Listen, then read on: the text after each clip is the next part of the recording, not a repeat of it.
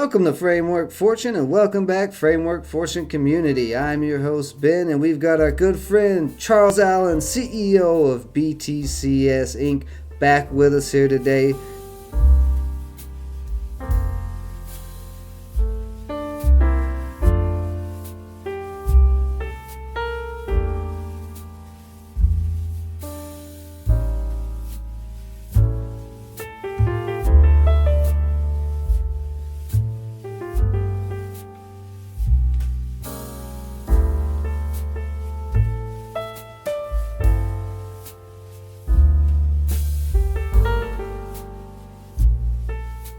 Charles Allen, how are you doing today? And welcome back, my friend. Yeah, Ben, thanks so much for having me. Really appreciate you hosting me on your channel. Oh, absolutely. Anytime. So, yes, a lot of exciting things that's been happening with BTCS just in the past 6 months. So, you've got the first dividend payment ever from a Nasdaq listed company in Bitcoin. You want to tell us a little bit more about that? Why you decided to take that route? There are really two reasons. One, it was, the board thought it was an appropriate corporate action. So just looking at how we ended, 2021, we had about $3.56 in cash and crypto, right? That's the fair market value. Obviously, we carry this stuff at the lowest price it's ever been since purchase, per accounting rules. And our stock price at the end of the year was $3.14, and then it even went down to about $3. So, when you end up in a situation like that, where, the value of our company was effectively a 13% discount to the, I guess, intangible assets we hold, right? Cryptocurrencies and cash, we had to evaluate possible options, right? And so one of those options was, a dividend, right? And the other option, which we looked at but didn't think was appropriate, was a share buyback. And with respect to the dividend, it was something I've been thinking about since 2014, right? Okay. When we first went public, it was just kind of an idea, like, hey, how cool would it be to pay a dividend in Bitcoin? I started thinking about, like, well, how do we do that? So I've been thinking about it for a while. And then in 2015, we actually bought the website BIVIDEND.com. We're like, hey, that'd be a cool thing to call it. Let's go buy the website, right? So that was we're looking at 7 years ago thinking about it. But just because it's a cool concept or idea, it needs to be an appropriate corporate action for our shareholders. And we kind of hit that dislocation in the market. And I don't know why that occurred, right? I mean, it could be the fact of how we report our holdings, right? So we have about 13.7 million as of year end in book value of our crypto. But if our average price of Ethereum is 1,000, which is close to what it is, and that goes to 3, 4, 6,000, and now it's in the 2 and change range, we don't mark it up. So perhaps that's why we're not getting the same recognition that other companies would, right? Like if you're in Canada and you report under IFRS, you carry your assets at fair market value, your crypto assets. So that's kind of how we came up with it. And we also thought it was pretty cool. Like let's give another mechanism for people to get access to crypto and learn about crypto, right? Go get a wallet address. Go get involved in the ecosystem. Learn about what blockchains are and how they work. So, it gave us the opportunity to kind of highlight what can be done with the cryptocurrency, in addition to being a appropriate corporate action. So we're pretty excited about it. One thing that's pretty interesting is it's actually the way it's structured. It's actually a return of capital distribution, because dividends are typically paid out of earnings and profits of the company. Right now, we're not profitable yet, but we do have excess in terms of our book value, right? Our assets have appreciated, right? You'll see gold companies have done this. I think Williams is a public gold company that does this, or public resource company, where they'll do return of capital distributions, right? Yeah. And the advantage to that is, it effectively lowers the cost basis, and is otherwise a tax-free event, right? Assuming it fits, certain circumstances, which each investor would need to check with their financial advisor. But for the most part, it should be, it'll just lower your cost basis by 5%, by 5 cents per share, not 5%. So it's kind of, you get some Bitcoin or cash, whichever you choose. and there should be, depending on your circumstances, no tax for that distribution. Oh, very nice. And yeah, are you planning on adding other options of coins in the future? Something you're throwing around still, or? We haven't disclosed Okay. anything of that nature. It's obviously something that we will think about and evaluate the appropriateness of. But yeah, I mean, it's something that we'll monitor. We're Okay. not disclosing anything at this point. Absolutely. Now, let me ask you a question. I've never asked you this question before. Why did you decide to go public on the stock market instead of being your own blockchain project or building a project on a like a layer two on another chain? Um, well, I mean, for one, that didn't exist when we went public, right? So, Oh, yeah. I was thinking. I mean, Yeah, you're right. timing wise, the company was founded in 2013, and we went public on February 2nd, 2014 via reverse merger. So that we were the first U.S. public company in the crypto space. Right. When we went public, we were called Bitcoin Shop. So we had an e-commerce store where you could buy stuff with Bitcoin, Litecoin, and Dogecoin. Now, Oh, obviously, nice. you can buy on lots of other sites. We don't operate an e-commerce business anymore. We ended that in 2014. But turning back the clock to 2014, I don't believe when we started Ethereum was even launched. I remember the ICO for Ethereum. There were no smart contracts. It was basically Bitcoin and Litecoin and a couple others. So the concept of a layer two solution, like, yeah, that wasn't around, right? There was no Right. Solana, there was no Avalanche, there was, no Cosmo, no Terra, like, Polygon, like none of these things existed. A lot of these projects came to fruition, or there were projects that came to fruition in kind of the heydays of ICOs in 2017. We didn't, a lot of people ask, like, why don't you do a BTCS token or this? Like, the regulatory scrutiny on that, just wasn't worth it, right? Is it a security? Is it not a security? The jury's out. And Yeah. so we've, as a crypto company, we're relatively conservative in our actions, right? And I think you'll notice most of the public companies in the crypto space tend to be a little bit more on the conservative side, given the high profile exposure that comes with being public, especially on an exchange. So Yeah. even doing a dividend in Bitcoin, is there's a lot of logistics behind that. Oh, That's I'm sure. so with respect to doing something on a layer two, it wasn't available, right, from a Yeah. timing perspective, and doesn't really make sense now. I gotcha. Okay, I just thought of that question while we were going through there. But now this platform you've been working on it. You mentioned it. I think both interviews we talked about it. How far along are you now? I know you're getting close. You did a beta launch, I believe, to certain people. So I So the think. beta is fully open. It started as a data analytics platform, right? A platform Mhm. where you could effectively connect your exchanges via the read-only APIs, pull all Oh, your data in, and get performance metrics. And it's still in beta. What we're working on doing, and this is kind of the vision, is incorporating the um, staking into that platform, right? right. So, there's a big difference between staking cryptos and running the validator nodes. Yeah. So right now, like, you can go stake with Coinbase, that's a custodial solution. You can go stake with Kraken, that's another custodial solution. And if you're doing that, I mean, Coinbase charges, I think, 25% of your rewards. Kraken, I believe, the last time I checked their documentation, was 15%. Um, our goal is to run the validator nodes and offer a non-custodial solution, similar to Staked, which got bought by Kraken. Mm. Interestingly enough, we don't know the valuation of that, but they indicated that it was a marquee transaction in the industry. So I'm guessing Yeah. it's probably was a pretty high dollar figure.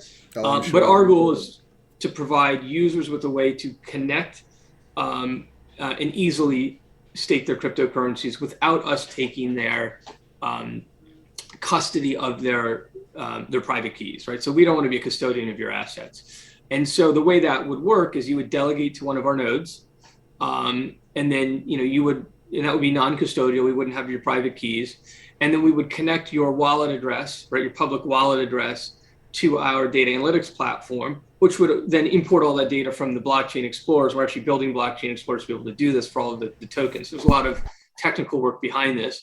And so that now all of a sudden you could have multiple exchanges connected, where you have a snapshot of, what you have where, the performance, but then you could also look at your tokens held off exchanges that are staked, and get performance metrics, return, etc., in one centralized place across multiple chains. Okay, nice. And then the rewards would be, our fees would be consistent with, what other market participants, non-exchanges charge, right? I think, by way of example, there's 150 validators on Cosmos that are actually earning rewards. So only 150 on that blockchain can actually earn. Everything else is just in waiting, and it's based on the amount of crypto you have, locked into that smart contract.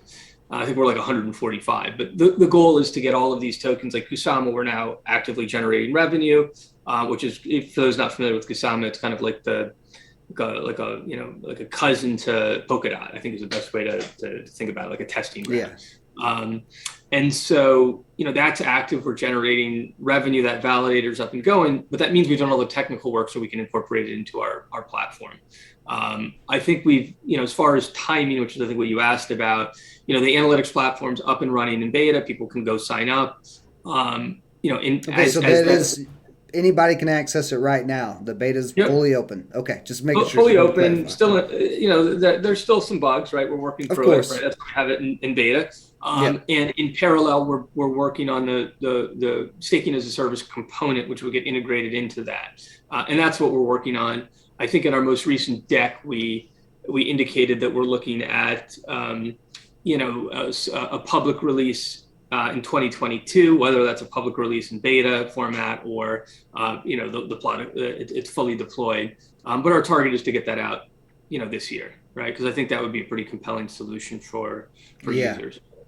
Yeah, because basically, instead of having to go into a chain, like for Atom, you have to be you can use Kepler Wallet to go in and see the different the validators that you can choose from. You guys are kind of cutting that out to where you're saying, hey, you can come directly to us and cut out all of that technical side to it, where it gets a little bit complicated with staking. Atom's kind of one that's made it a lot easier, and Solana, I think, is pretty easy as well. But a lot of chains, it's not that easy. And there's also not a lot of transparency without doing a ton of research on validators. Like, so there's so many validators out there that you don't know really what you're putting your money in unless you go do the full research. And with respect to your question of the validators, we're going to be non-custodial, right? So we're not going to custody your funds or provide you with a wallet. Our goal would be to provide you with the directions on how to move how to stake with us, whether your funds if they're at a exchange, you need to move to a wallet and then delegate to us. Once that's done, and that will require some, technical know-how, right? If you want a turnkey, if you want a turnkey no-brainer solution, go to Coinbase and pay them 25% of your rewards. If you're willing to do a little bit of work to make some more, to make additional return, that's kind of where I think our solution, what we're building, we anticipate being the value add. And that, okay, you're going to have to learn about the blockchain, move it over. But then our goal is, once we get you into our ecosystem, right, even though you would have connecting your wallet address to our platform, give you a really nice user interface to be able to go in and look at what you have, look at how you're returning. Because, frankly, if you go to a lot of these blockchains, the explorers are not that great. And there's a lot of information that, like, the average Joe that says, hey, I like crypto, I like the future, I have a full-time job, I don't have time to dig into it all. How do I just stake some of this, get a return? Staking's less risky than DeFi in many respects, with a little bit lower return, right? Because you don't you don't have to worry about all sorts of economic hacks or other things that could go on with a DeFi platform, right? You're taking blockchain based risk. Is this blockchain going to go away, or is the price of token going to something to occur? And so I think that's kind of the market segment we're looking to address, is people that are interested enough to do a little bit of work, but also want a very nice, swipe left, swipe right user interface where they can come in and say, hey, I earned X amount today, I earned Y, amount over this month. Here's the amount of tokens, here's a dollar value. It's in a nice platform, right? Yeah. You go to a blockchain explorer, it's talking about epochs and this and that. And exactly. So what, like, I can't explain that to my mother or my brother or Right, right. like, Easy use is going to be the biggest thing for crypto adoption. I definitely agree. That is something that I think you guys have really focused on. That I'm excited to see this platform that comes out and anything else you guys come out with, because that is like the main focus. You want average Joes, like you said, to be able to make money. You're not trying to help the big tech guys who know every little thing about blockchain. They don't need any help. in our most recent corporate presentation, we actually put a couple of screenshots of the various widgets that have been built that'll be a part of the platform. So even though it's not live, you can be like, okay, well, what's it going to look like? You can go see.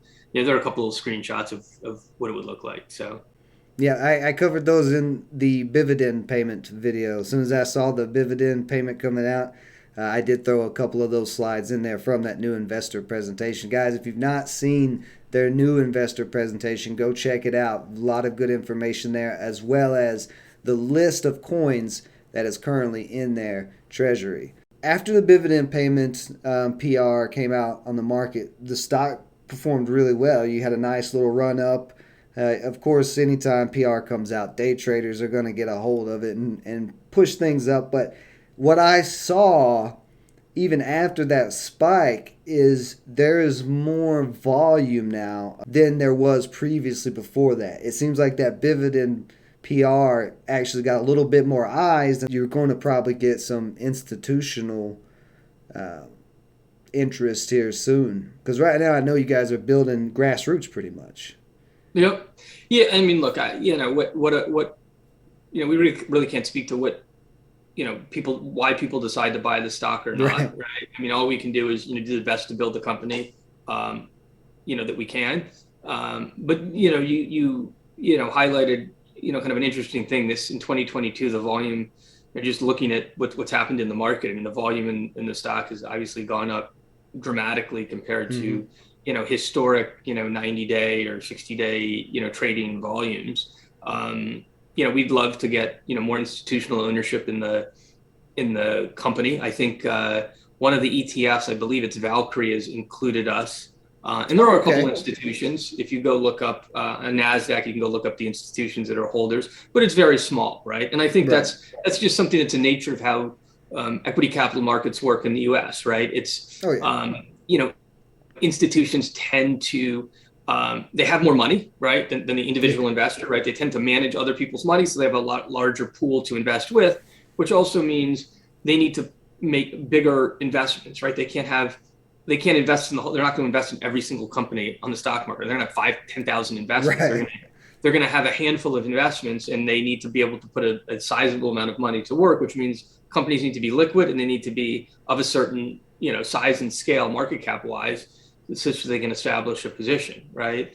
And that's just something that we're working on to how do you institutionalize a company, right? How do we get equity research? How do we work with institutions to take notice of our business model and the exposure we provide? And so that's something we're Yeah. working on. Obviously, being on the Nasdaq is a big step, right? I think when we Yeah. spoke some time ago, I said, hey, we're targeting the Nasdaq. It took a good 5 months to get through that Yeah. process of uplisting, right? But it's something that a lot of institutions are not allowed to buy stocks traded over the counter. So Right. it's just something that's going to take time. Oh, yeah. And right as soon as you got this volume and this nice push, we all of a sudden have a nice, well, maybe not all of a sudden, but we have a nice pullback in the stock market and the crypto markets and pretty much all the markets other than metals. I mean, metals are kind of holding right now where they were. They're not really going up, but all across the board, we see that kind of push down. You think that is, you think we're long term correction here or short term, or and kind of like what do you see happening with BTCS in this kind of uncertain times we're in at the moment? So I guess the first question was really about the markets, and I think Mm-hmm. it's there's a lot of things at play, right? Right. Obviously, there's inflation at 40-year highs, which needs to Mm-hmm. be addressed. There's, the stock market's been, for the most part, doing really well for 10 plus years. Yeah. You add those together, then there's uncertainty and, with Ukraine and Russia, and there's a lot of uncertainty in the world, right? There's COVID, right? Which, it's crazy that the market did so well in a global pandemic, right? When there's supply chain shortages and all these other things that are, adding to inflation, right? Inflation is, effectively price indexes, right? Prices are going up. Why are they going up? Well, the supply chain is broken for the most part. I mean, a joke, there's with our kids, they want a bagel and cream cheese in the morning. It's like a cream cheese shortage, right? What's going on in the world, right? So I think it'll be short term with respect to the supply chain disruptions that have occurred as a result of COVID, as that, knock on wood, hopefully we pull out of the other side of this thing and, the world goes back to normal. We've been saying that for 2 years. I don't know if there'll be some new strain. So we'll see, but that's obviously weighing on the economy. And then there's inflation and Fed action. So basically, when you put that all together, there's a lot of uncertainty in the market. And I think one thing to kind of note when you look at how the market is performing with respect to like the stock market and the crypto market, a lot of people say, well, yes, crypto is effectively and theoretically a good hedge against monetary debasement, but one of the interesting things that have happened is a lot of money that's flown into crypto has been from retail holders, maybe people spending their stimulus checks on buying Bitcoin or Ethereum or whatever else they're doing with them. So you've had all this inflow from kind of retail and risky money coming in, looking for a quick win. And when the economy cools, just like stocks, the money's going to get pulled out of that. You're going to see the same thing happen with a lot of these crypto names, right? They're going to react very similar to how tech stocks would react. And for the most part, a lot of, not all cryptos have a fixed supply like Bitcoin. Some of them have, additional tokens. They have a different kind of inflationary policy or distribution policy of new coins. And that's not a bad thing. It's just a different model. And a lot of them may provide different use cases, right? Like, like Ethereum, you can build on top of it. You can actually build something. Or Solana, you can have layer 2 solutions and distributed applications. And there's all this stuff that can be built. So it makes a lot more sense that with, an economy kind of having a lot of uncertainty, that you would see, investments in crypto coming in line as well. So how long this lasts, I don't know.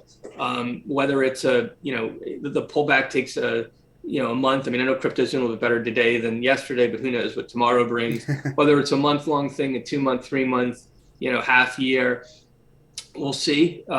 Generally speaking, markets work in cycles. Like I lived through the internet bubble bursting, the financial crisis, and so typically the declines tend to be a shorter period of time, whether it can happen instantly or it can, it could be a month or 6 months or whatever. And then, that tends to be a compressed time frame, and the recoveries can take a lot longer, right? Those can be multi-year, right? Yeah. How that pertains to BTCS. I mean, we just put out in our most recent press release, we disclosed we had 6.4 million in cash. We have no debt. We have a big balance sheet. We don't burn a lot of money compared to our peers. We did 1.2 million in revenue for 2021. We haven't put out guidance for next year, but in like 8 years we've been public, we're in the best financial position we've ever been.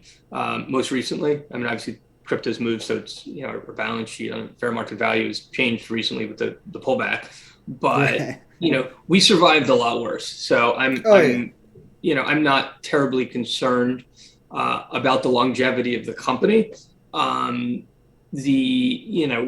I can't really speak to what happens with our stock price or the stock market in general. I mean, we'll just see. I mean, the Nasdaq was down 4.6% yesterday. It came right back up too by the end of the day, and then it's just crazy right now.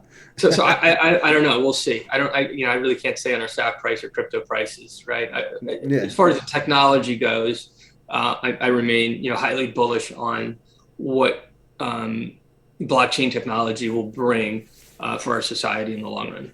Now, Ethereum, I agree with you on pretty much all that. Ethereum is your main holding, right? It's not Bitcoin. Bitcoin's your second main holding. Am I correct in that, or do I have that wrong? Correct. Ethereum is our largest single holding. Okay. So Do you see part of this pullback in the crypto market as Bitcoin losing some of its dominance? As you know, the Taproot upgrade just kind of went in, and there's still not there's not a ton going on yet on the Bitcoin chain comparatively to Ethereum that has layer threes built on top of it now. Uh, do you think Bitcoin is going to lose some of that dominance to Ethereum and maybe Atom, Kusama, these other blockchains? I mean, because the market caps, every coin and project can't have $1 trillion market caps. That's just not possible. You know what I Yeah. mean? So there's got to be some give and take, and I'm wondering like how much of this pullback. I mean, we're pulling back across all markets, but still, it kind of seems like that dominant switch is starting to happen, or at least that's what I'm getting from my TA and stuff. Yeah, I mean, look, I think it comes down to overall use case, right? Mm-hmm. Bitcoin's a first generation blockchain, call it approximately 10 years old, right? Maybe a little more, and it in terms of what you can build on top of it's very limited. Now I know there's discussion on there was Rootstock initially, which I think dates back to about 5 years ago, which was a platform on which you can do smart contract based solutions via Bitcoin's blockchain. I know Stacks is working on a solution to allow for similar functionality to some of the second and third generation blockchains that are in the market today. The question is it the best technology for the purpose? And I don't know. I don't necessarily think it is. I think it is as a first generation blockchain. It has huge market appeal. It has tremendous security, and it is a great with the supply limited to 21 million Bitcoin. It has a great use case, right? It's effectively a digital gold, right? Mm-hmm. Where if you want a store of value that is not gold, in the long run, I think it makes a lot of sense. And if you look at it in that perspective, gold's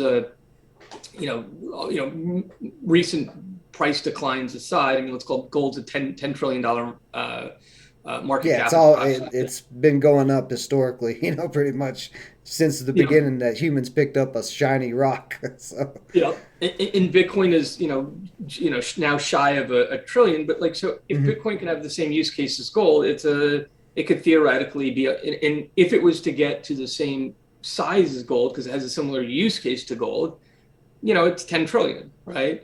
That assumes society believes that it should be valued in the same way. And really that comes down to a societal belief system, like does society get there? And that's just going to be time, education, what constitutes value, scarcity, right? That limited supply is kind of the key function. Looking at all the other blockchains, the second, third, et cetera, generation blockchains, whether that's Polkadot or Solana or Ethereum or Cosmos or whatever, right? You can build applications on top of those. So it's a very Mhm. different use case than Bitcoin, unless something, of course, develops on top of Bitcoin that allows it to leverage it. But to me, I look at those as the internet is an information transfer system, a global information transfer system. Digital assets are a global a global asset transfer system, right? Right. And so if what is that worth? If it's as big as the internet, I mean, I don't know what the internet's worth, right? A lot more than gold, right? Like, what would Yeah, life yeah. be like? What would life be like without Netflix, Amazon, Uber? If you take all these services and companies and products and things that we've gotten used to, if you take them all away, what is the impact to society?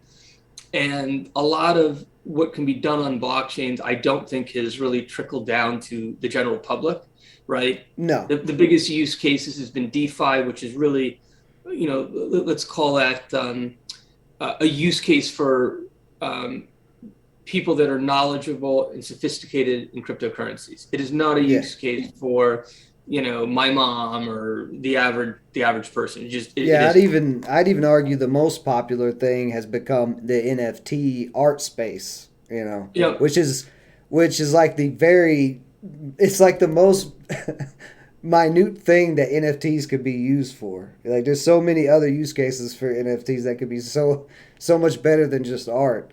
And I don't think a lot of people understand that. They think it's just these pictures of the little monkeys or all of that, but the actual technology to NFTs is a lot more valuable. I mean, it can be used across every sector, same as blockchain technology.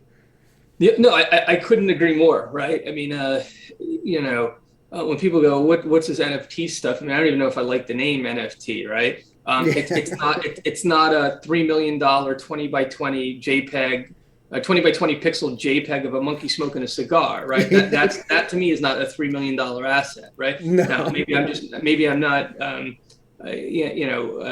big enough in the art space to appreciate it, No, art's but speculative, so. what an NFT to me is, and someone asked me this question today, is it is just a single, it is an individual token that could be traded. Mm-hmm. You could have multiple copies of the same thing, but each one is unique.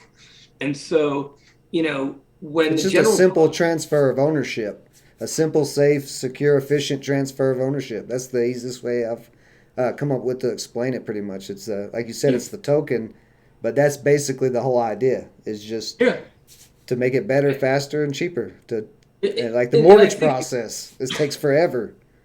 Yep. 3 months, 4 months. That could be reduced to 1 day with the NFT.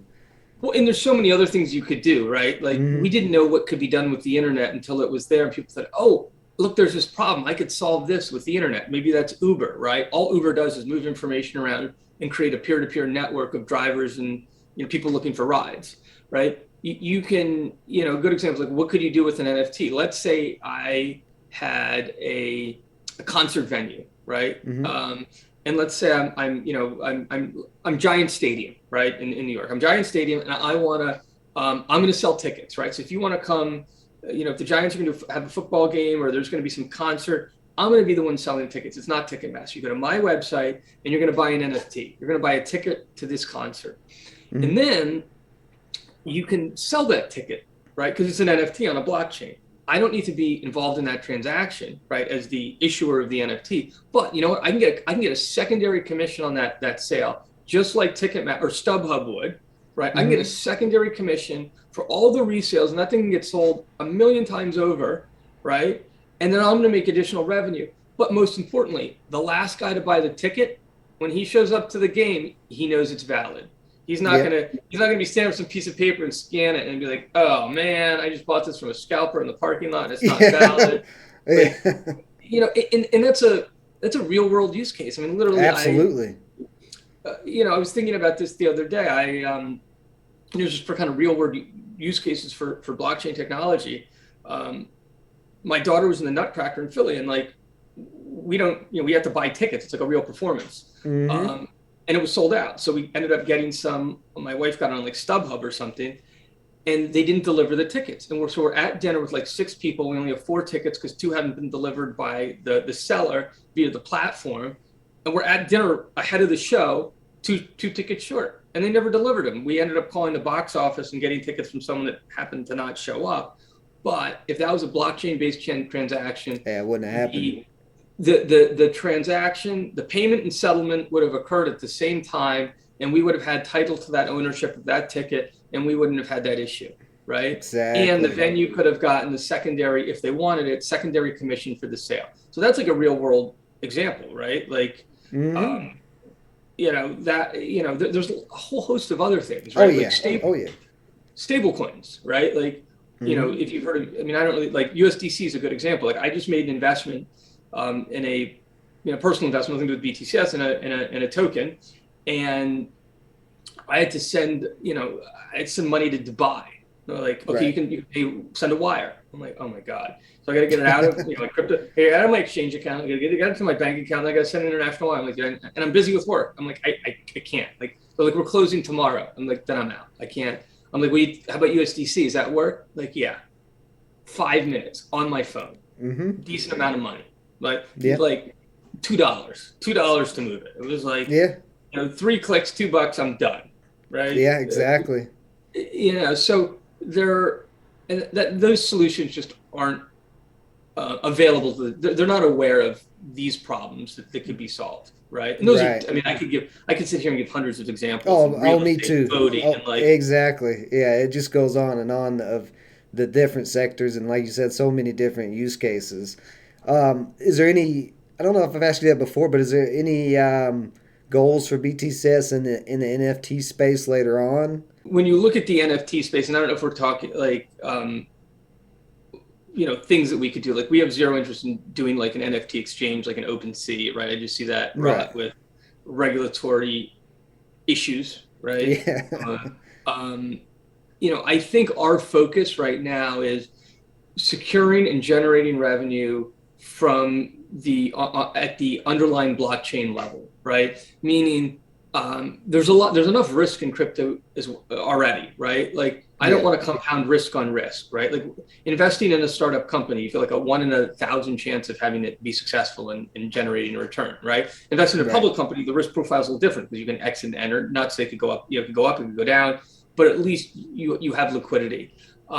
So kind of with that risk profile, our focus is on targeting the underlying blockchains and trying to secure the ones that we think have the most promise and allow others to delegate to, pools and generate rewards doing that and expand that almost like, the same way a Coinbase wants to list as many tokens as possible because they make a fee by having Mm-hmm. trading.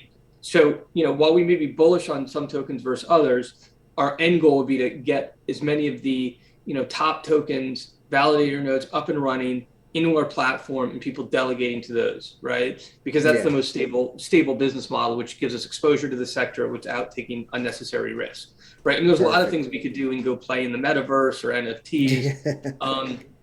but it's risk on risk, right? So that's not necessarily the most appropriate for the company, right? I mean, at the end of the day, um, we want to generate a nice shareholder return, and we don't want to bet the farm, right? Yeah. I gotcha. In doing it, and there is a lot of risk when you start getting into, NFTs, whether that's in a platform, whether that's, even creating a solution, right? Like I gave an example of a ticket sale, which could disrupt like Ticketmaster. Well, you know, how do you play in that market? You could go spend a lot of money to build out a platform like that, and then find out that, well, Ticketmaster adopts blockchain, they have the user base, so the hurdle there is the user base. Or, let's put real estate records on the blockchain. Well, okay, then you don't Yeah. need title insurance, you don't need all these things, but like, Exactly. Man, it would be beautiful. what's the barrier to entry to do that, right? To get real Yeah. estate records on the blockchain, because I've looked at that and I've been pitched by startups that we're going to go do this, and it's like, okay, well, now where are real estate records kept, right? They're local county offices, so it's Mm-hmm. highly fragmented industry that is run. A lot of these things are still, on paper, not even in computers, and if they're in computers, they're outdated systems. So now you've got Yeah. you're to digitize the real estate record database across the US. It's like thousands and thousands of different constituents that you need to all adopt technology, which doesn't have the money to adopt the technology, and then get them to implement it. It's like an impossible task. It's going to take forever, right? Like look at Yeah. Zillow, right? They're just pulling public data and redistributing it. Like Yeah. if It's all anyone's off the going to, MLS and stuff, and actually, yeah, like you said, it's more public than the MLS. They don't even have as many details as the MLS does. yeah, exactly. And so in order to do that, like we're not going to get into that space. Like Zillow should go do that. They should go, you know, Yeah. You like hear that someone Zillow? that, You hear that Zillow? Go do it. or or like the Ticketmaster example, like Hmm. Ticketmaster, StubHub should go do this. Like I'm not entering that space, right? Like Right. or they should go acquire a blockchain company to implement those technologies, or securities markets, right? Like I think securities markets definitely should be blockchain based at some point, just like Yeah. voting. I'm Oh not yeah. getting into that business. Like I don't want to run a securities exchange. I have zero interest in that. Yeah. If the securities exchange wants to launch on Ethereum's network, right? That's super cool, right? Yeah. Where we secure Ethereum's network, or they want to launch on Solana, which we own, or Avalanche. Great. That's like super exciting. That's not a business we're going to get into directly because we're going to be one layer. We want to be one layer below, right? Yeah. I got you. So, you guys are mainly staying low risk tolerance, I guess, should be. Within the space, right? Yeah, within the So right, right. Correlating with cryptos in general, the risk that's there, that's a little bit more risky. Like you said, it's a new industry. You lived through the .com bubble, so you saw companies come and go during that time. But yeah, yeah, and look, we've been in the crypto space since 2014. I've seen a lot of companies come and go. I mean, if mm-hmm. you like going back to 2013, we started in 2014, the number of companies um, that are still around is far and few between, right? Like when I was Mm-hmm. talking to a buddy of mine at Bitcoin Magazine, and it's like a great, apart from Coinbase and Kraken and BitPay, like it's just a graveyard of companies that didn't make it, Mm-hmm. right? And so yeah, I know we went through tough times 16 and 17. The reality is we survived. We're here. We're now on the Nasdaq, and like Yeah. I want exposure at the infrastructure level, and I Yeah. want a highly scalable business model at the infrastructure level, um, as opposed to taking big risks at the layer two or layer three or whatever else gets built on top, right? Like risk on risk is not something we're targeting right now. I mean, like maybe we dabble a little bit, but we're not going to bet the farm on that. It just doesn't. Yeah. Where I we are think. today, I think our business model makes the most sense, especially as a Yeah. public company. You've survived so far, and you continue to thrive. Like you said, you're set up well positioned. Like you've done an amazing job, and I can't wait to see what else you do with this company and what you bring out. You're doing great work out here for the crypto space, especially in the adoption space. I think that's a major area that you personally have a passion to focus on, is getting more usability to more people, and that's commendable, especially in the swamp of stock market companies right now that's out there. No, I appreciate that, and look, I really appreciate having me on the channel. And one of the big challenges we always have is just education on Mm-hmm. both crypto and like what the company does, right? Because I think that's we were the first guys to mine Bitcoin in first public company to mine Bitcoin in 2014, and like just explaining that to investors was like it was just Greek, right? It's hard to explain something when they don't know natively all of the terminology. So then you got to teach them what all the words mean, right? Mm-hmm. And so I mean, we still have a lot of those legacy um, slides in our presentation, and we've moved most of that stuff to the appendix, just like how stuff works, or Yeah. uh, but it's that's why I appreciate you having us on the channel so we can kind of get on and talk about what we're up to and how crypto works and how why we find it exciting. So again, I really appreciate you having me on. Absolutely. Anytime, Charles. If you guys have any more questions that you would like me to reach out with Charles for, leave them in the comments below. Appreciate everybody joining us as always. We look forward to having Charles Allen, CEO of BTCS, back on the Framework Fortune channel again soon. Stay safe out there. Until next time.